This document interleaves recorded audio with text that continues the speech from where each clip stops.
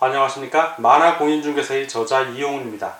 오늘은 부동산세법 제9강으로서 취득세 부분의 9. 세율 및 중과세율 두 번째 부분과 10. 취득세 세율의 적용에 대해서 같이 공부하도록 하겠습니다.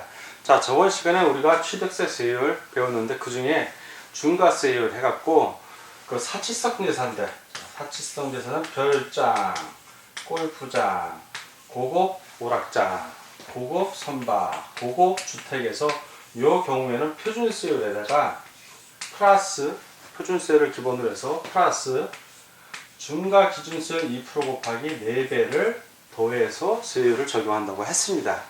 그래서 별장을 배웠고 골프장을 배웠고 고급 주택을 배웠습니다. 자, 그럼 나머지 두 개 나왔죠? 오늘 고급 오락장하고 고급 선박에서 같이 공부하도록 하겠습니다. 자, 여기 중과세율 두 번째 부분. 자, 그럼 고급 오락장. 자, 일단 이 고급 오락장도 역시 표준세율 플러스 2% 곱하기 4의 세율이 적용이 되는데, 고급 오락장이 뭐냐? 여러분 흔히 보는 거예요. 도박장 생각하시면 돼요. 도박장. 여러분들이 보는. 전자오락하는 그런 오락장이 아니라 도박장을 생각하시면 됩니다. 그리고 유흥주점 업장, 유흥주점. 아니면 고급 목욕탕 아주. 비싼 목욕탕 생각하시면 됩니다. 특수 목욕장이죠. 특수 목욕장. 이런 경우 대부분 일단 도박장을 생각하시면 고급 오락장이 도박장을 의미하는구나 라고 이해를 하시면 됩니다. 자, 이런 용도에 사용되는 건축물 중에 대통령령으로 정하는 건축물과 그 부속 토지를 말합니다. 그 예를 들어서 건물이 이렇게 있는데 이 건물 그리고 여기 밑에 바닥 면적이 있다면 건물 전체가 고급 오락장으로 쓰이면 요 바닥 면적 포함해서 이 부속 토지가 다 고급 오락장용 토지가 됩니다. 그런데 이 건물의 일부만, 얘 3층인데 그 3분의 1만 고급 오락장이고 나머지는 아닌 경우는 어떻게 되나? 그러면 그 해당 부속 토지는 어떻게 되냐면 비례해서 이 3분의 1만 고급 오락장이면 그 토지 중에 3분의 1만 고급 오락장용 토지가 되는 겁니다.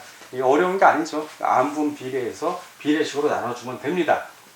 자, 부속 토지를 봅니다. 그래서 고급 오락장은 그 건물과 그 부속 토지로 한다.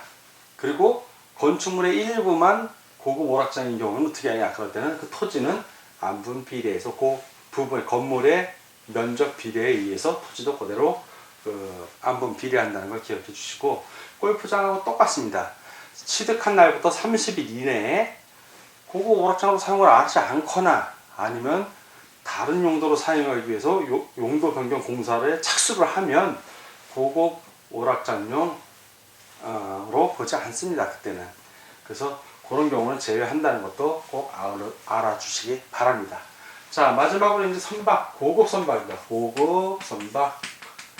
고급 선박도 딱 간단하게 정리가 돼요. 고급 선박은 얼마 이상? 일단 업무용 선박은 아니에요. 비업무용 자가용 선박. 개인적으로 쓰는 선박을 말하는 거예요. 우리 자가용처럼 비업무용으로 쓰는 자가용 선박 중에 얼마 시가 표준액이 1억 원 이상인 걸 말합니다. 예. 1억 원 이상인 거. 이런 건 다 1억 원 초과하면 다 고급 선박이에요. 그래서 표준세율 플러스 중과기준세 2%의 4배를 더한 것을 세율로 합니다. 고급 선박이 역시. 다만 뭐 실험이라든가 실습이라든가 이런 용도로 사용한 것으로 취득하는 것은 제외해서 표준세율로 가산합니다. 그럴 때는. 자, 고급 선박 정리가 됐고, 중과세율의 세 번째, 네 번째죠. 세율은 똑같다고 그랬습니다. 그 뭐냐면 표준세율 플러스 표준세율 플러스 중과기준세율 2%의 몇 배? 2배를 더해서 세율을 적용하는 경우가 있었죠. 역시 중과입니다. 표준세율에 플러스 알파가 됐으니까. 자, 이게 두 가지인데 첫 번째는 바로 두 개 다 과밀 억제권역에서 이루어지는 거예요. 두 개 다 과밀 억제권역에서 이루어지는 건데, 첫 번째는 과밀 억제권역 내에 그 본점, 그렇죠. 법인을 생각하시면 돼요. 법인의 본점 또는 주사무소가 사업용 부동산을 취득했을 때, 그 뭐 신축이나 중축 다 해당이 됩니다. 자, 이런 경우고, 이 사업용 부동산은 뭐냐면 법인의 본점 또는 주사무소가 사용하는 부동산이나 부대시설용 부동산을 말합니다. 다만 기숙사라든가 뭐 합숙소 아니면 체육시설 향토 예비군, 병기구, 탄약고 이런 것들은 중과세율을 적용하지 않다. 제외시켜 줍니다. 자, 두 번째는 과밀업체 권역의 공장에서 공장도 사업용 건물이 필요합니다. 사업용 부동산이 필요해요. 그래서 과밀업체 권역 내에 공장에서 사업용 과세 물건을 취득했을 때 그 공장을 신설하거나 증설하는 경우, 그래서 사업용 과세 물건을 취득을 하면 역시 표준세율 플러스 중과기준세율 2%의 몇 배? 2배를 더한 세율을 적용을 합니다. 다만 과밀업체권역이라 하더라도 제외되는 경우가 있죠. 과밀업체권역이라도 제외되는 경우, 그런 것은 주로 산업을 발전시키려는 곳, 그런 것이 바로 산업단지지역 또는 유치지역, 산업을 유치하는 거죠. 또는 공업지역, 이런 지역은 중과하지 않고 표준세율을 적용을 합니다. 거기는 공장을 설립하라고 한 지역이기 때문에 가능한 겁니다. 표준세율 적용이. 자, 중과세율 적용하는 거에 이번에 2011년 1월 1일부터 지방세법이 전면 개정이 되면서 중과세율 중에 새로운 거 하나가 추가가 됐어요. 자, 이거는 추가인데 중과 표준세율에 3배를 곱합니다. 그리고 빼줘요. 중과 기준세율 2%의 몇 배? 2배를 빼줍니다. 2%. 왜 이렇게 표준세율이라고만 표현을 해놓냐면 표준세율이 10가지가 있었는데 인목을 예를 들 거예요. 골프장 내에 인목입니다. 그럼 사치성 재산의 인목이니까 인목은 2%야. 그렇다면 2%의 3배니까 6%죠. 6%. 6%에서 2는 4, 4%, 2%만 넣으면 되는 거예요. 인목은. 그런데 골프장 내 건물이라면 4%잖아요. 4%. 그러면 4, 3, 12, 12%에서 4%를 빼는 거예요. 그러니까 세율이 다 각각 적용이 된다는 겁니다. 세법에 규정된 과세 표준에 따라서 다 각각 적용이 돼요. 그래서 이렇게 정리를 하는 겁니다. 자, 이런 경우가 있습니다. 어떤 경우냐면 그 대도시 내에서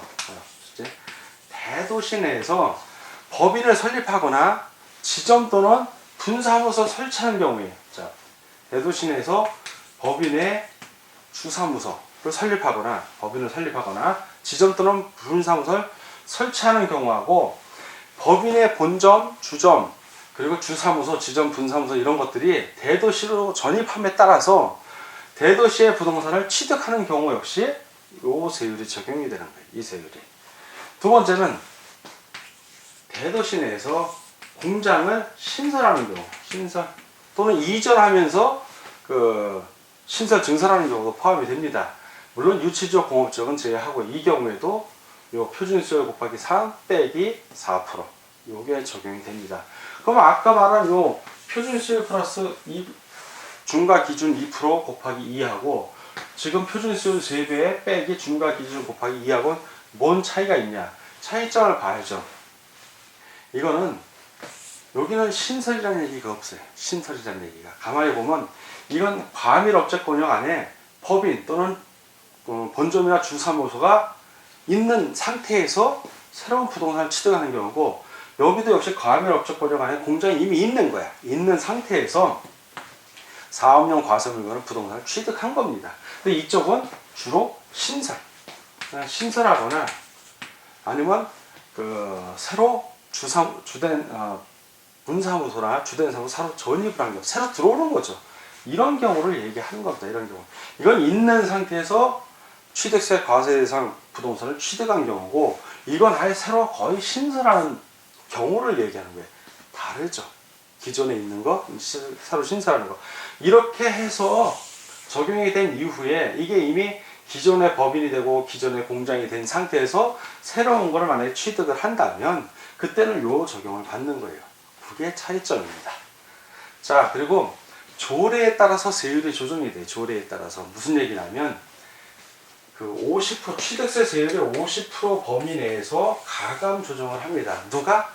지방자치단체장이 하는 거예요. 지자체장. 자, 이때 지자체장이라고 표현하는 이유는 취득세를 부과하는 주체가 특별시장, 광역시장, 그리고 도지사입니다. 그래서 특광도지사라고 표현하지는 않고 취득세 과세 주체가 누구인지 밝혔고, 여기서는 지자체장이라고 표현을 하면 취득세를 부과하는 과세 주체로서의 지자체장을 말합니다. 특광도지사를 말하는 거예요. 자, 이런 특광도지사가 그냥 자기 맘대로 이 50% 내에서 세율을 막 가감할 수 있다는 게 아니라 조례로 정하는 바에 따라서 그 해당 지방자치단체의 의회에서 조례를 정합니다. 그러면 그 조례가 정하는 범위 안에서 50%까지. 예를 들면 우리가 취득세 세율에서 제가 뭐만 기억하라고 그랬어요? 4%. 네, 4%만 기억하라고 했어요. 다 잊어버려도 4% 하나만 기억하자고요. 4%라면 이 4%의 세율을 50% 감하면 2%일 거고 50% 올리면 6%예요. 2%에서 6% 사이에 그 조례가 정하는 바에 따라서 지자체장이 세율을 이렇게 정할 수 있다는 얘기입니다. 이거 큰 권한이죠. 지자체장으로서 큰 권한이에요. 자기 지방자치단체에 많은 사람을 이주시키고 싶어. 그럼 취득세 세율을 낮춰주는 거예요. 그래야 많이 와서 취득하려고 그러지. 낮춰주는 거예요. 자기 지방자치단체에 세율을 올려도 사람들이 이동이 없어 취득을 늘 하는 꾸준히 해. 그러면 세율을 올려버리는 거예요. 그러니까 지방자치단체도 수입이 있어야 운영이 되기 때문에 권한을 준 겁니다. 상당히 큰 권한입니다. 자, 그리고 세율의 특례가 있어요. 세율의 특례.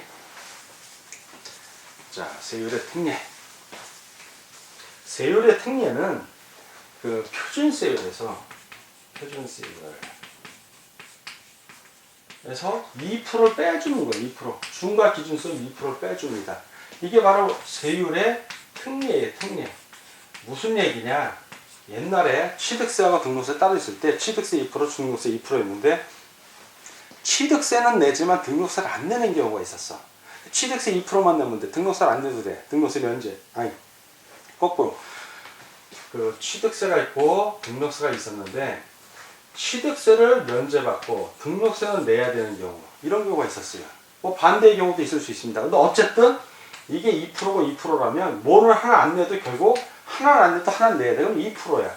그런 경우를 얘기하는 거예요. 그런 경우. 감해준다는 얘기죠. 그런 게 지금 취득세와 등록세가 합쳐졌으니까 취득세는 안 내는데 등록세는 내야 돼. 그럼 2%만 내면 돼. 그러면 취득세 표준세율이 4%니까 거기서 2% 차감해 주는 거예요. 그게 특례예요.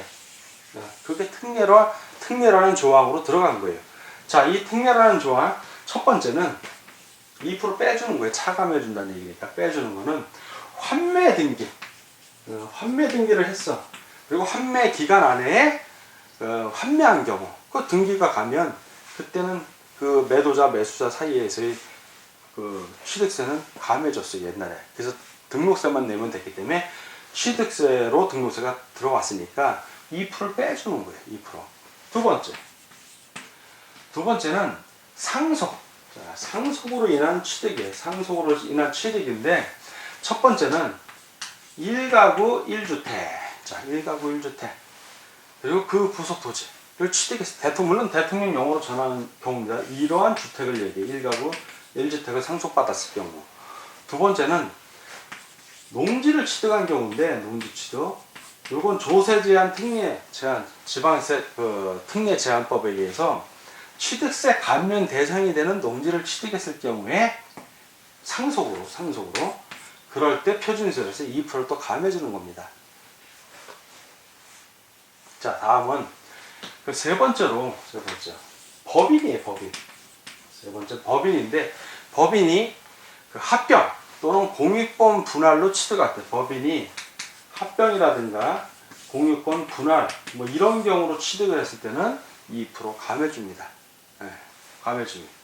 왜? 원래 자기가 갖고 있는 건데 등기 옛날에 등록세 2%만 내면 되는 거야. 그러니까 예전에 취득세 2% 빼주는 거예요. 4%에서 2% 빼주니까 2%만 내면 되는 거예요. 그 외의 경우를 얘기하는 거예요. 예를 들자면. 자, 네 번째는 건축물 이전이에요. 건축물 이전으로 인한 취득. 자, 건축물 이전. 그 이전한 건축물의 가액이 종전 건축물 가액을 초과하는 경우에 초과하는 경우에는 그거는 요 2% 감해주지 않습니다. 증가한 건 내야지. 그렇지만 증가하는 부분이 이전한 가액이 종전 건축물 가액을 증가하지 않으면 표준세율에서 2% 감해준다는 얘기입니다. 자, 다섯 번째는 민법 규정에 의한 재산분할이에요. 민법 규정에 의한 재산분할. 재산을 나누는 경우를 얘기하고 여섯 번째는 그 밖에 형식적인 취득. 그러니까 등록세는 옛날에 꼭 냈어요. 등록세는 설사 취득세가 면제가 되더라도 등록세는 냈단 말이에요. 근데 등록세가 취득세 안으로 들어오니까 등록세는 내던 건 계속 내야 돼. 취득세는 면해주더라도 그러면 어떻게 해야 되냐? 높아진 표준세율에서 옛날에 냈던 취득세 안 내던 거 2%를 빼주면 되는데 그 특례라는 이름으로 이렇게 조항을 만들어 둔 겁니다. 그러니까 예전에 공부했다고 해서 헷갈릴 게 없는 거예요. 아하, 원리만 알면 쉬운 겁니다. 자, 다음은 이제 취득세 세율의 적용에 대해서 같이 공부하려고 하겠습니다. 취득세 세율의 적용. 자, 취득세 세율의 적용에 있어서 먼저 추징을 하는 경우가 있어요. 추징. 자, 부동산을 취득을 했는데 그 토지나 건축물을 얘기하는데 토지나 건축물을 취득을 했어요. 자, 취득을 한 후에 취득일부터 몇 년 이내? 5년 이내에. 자, 5년 이내에. 5년이 넘어가면 상관이 없어. 근데 5년 이내에 이 해당 토지나 건축물이 사치성 재산인 거야. 그러니까 별장, 별골, 고급 오락장, 선박은 해당이 없고 토지 건축물이니까 고급 주택. 이런 사치성 대상이 되면 그러면 세율이 다시 적용이 되는 거예요. 5년 이내. 즉 표준세율 플러스 중과기준세율 곱하기 4배. 이 세율로 추가돼서 추징이 되는 겁니다. 예, 취득세를 추징을 합니다. 그리고 만약에 토지나 건축물을 취득했는데 취득이 또 5년 이내에 그 해당 그 토지나 건축물이 과밀업체권역이 된 거야. 자, 과밀업체권역의 본점 또는 주사무소 이런 것들이 사업용 부동산을 취득했다든가 또 5년 이내에 과밀업체권역의 공장에서의 부동산 취득이 됐다든가 이런 경우에는 표준세율에 플러스 요거 2% 곱하기 2배죠. 중과기준세율의 2배. 그게 적용이 된다는 겁니다. 5년이 넘어가면 어떻게 됩니까? 5년이 넘어가면 이거 적용이 안 되는 거예요. 그건 제외가 되는 겁니다. 자, 두 번째는 증가한 가액에 이게 첫 번째였고 두 번째 증가한 가액이 증가했어요. 그 증가분은 어떻게 할 것인가? 자, 예를 들어서 고급주택, 별장, 그 골프장, 고급 오락장용 건축물을 증축, 개축, 개수했어. 그런 경우에 그리고 또 일반 건축물을 그 증축, 개축, 개수해갖고 고급주택이나 고급 오락장이 된 경우 그런 경우에는 그 증가된 방금 증가된 거니까 증가되는 건축물 가액 요 증가분에 대해서 뭘 적용한다? 중과세율을 적용하는 거야. 중과세율. 즉 중과세율이니까 요걸 적용한다는 얘기입니다. 네, 표준세율 플러스 2% 곱하기 4를 적용을 하는 거예요. 근데 그 5년을 경과한 경우에는 중과하지 않습니다. 그러니까 5년 이내라는 거 중요해요. 5년 이내. 자, 그리고 취득일부터 공장이나 그 공장을 신설 증설하는 착수한 날이 기간이 5년을 경과한 사업용 과세 대상 물건은 중과하지 않는다는 거. 5년을 넘으면 중과하지 않습니다. 자, 그리고 마지막으로 세율을 적용을 하는데 둘 이상의 세율. 자, 취득세를 적용해요. 취득세를 적용하는데 우리가 세율을 적용하는데 세율을 1번, 2번 해서 하나는 3%고 하나는 4%야. 두 개를 적용해야 되는 상황이 발생할 경우에 그럼 어떤 걸 적용하냐? 원칙을 내는 거예요. 두 개를 한 번만 적용을 한 번을 하는데 적용할 세율이 2개 이상이라는 얘기예요. 하나 3번에서 한 8% 이렇게 3개가 있다면 뭘 적용을 하냐 이 중에 원칙은 간단해요. 세금은 항상 세금 걷는 사람 입장에서 법을 만들게 돼 있어요. 돈이 조금 들어오는 게 좋아요. 많이 들어오는 게 좋아요. 그렇죠. 많이 들어오는 게 좋죠. 즉 이 중에서 제일 높은 세율 8%가 답이라는 게 아니라 여기선 8%가 답이죠. 세율이 제일 높은 걸 적용하는 거예요. 둘 이상의 세율이 해당되는 경우에는 그 중에서 높은 세율 이럴 때는 높은 세율을 적용한다는 거 꼭 기억해 주시기 바랍니다. 자, 오늘 여러분과 제가 부동산세법 9번째 시간으로 제 9강 그 세율 및 중과세율 두 번째 부분을 같이 공부했고 끝으로 세율의 적용에 대해서 같이 공부를 했습니다. 취득세는 모든 세법의 기본입니다. 우리가 배우는 부동산세법의 기본이니까 어려워하지 마시고 내가 공인중개사로서 중개 업무를 할 때 이런 사람들이 이런 부동산을 취득하면 이렇게 설명을 잘해줘야겠구나 하는 마음으로 공부하시면 재밌습니다. 자, 오늘 공부하느라 수고 많으셨습니다. 다음 시간에 뵙겠습니다. 감사합니다.